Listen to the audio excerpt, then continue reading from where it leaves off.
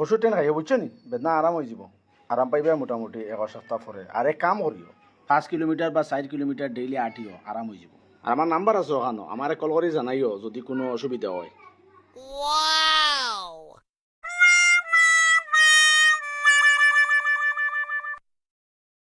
Hello doctor সাহেব, হ্যাঁ হোক কোয়া।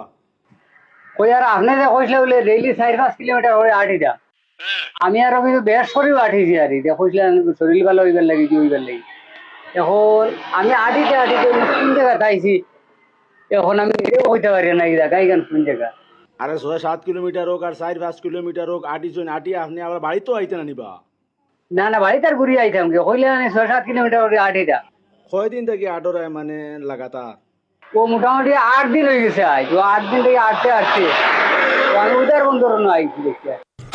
জানে মারাইলি যে ও আটি আটি তুমি শিলচর উদাও বন্ধ গেছো কিনি দেবো। ওই আপনি না কইলে 7-8 কিলোমিটার আটিটা। আপনি অন্তত যেসে গাড়ি এখানো এসটিএস এখানো উঠিয়া আপনি ঘুরিয়া বাড়িতে আইন আইয়া আমার চেম্বার আইয়া যোগাযোগ করুন। কি বেমার কিটা এটা ইটা আটা হইতো নাই।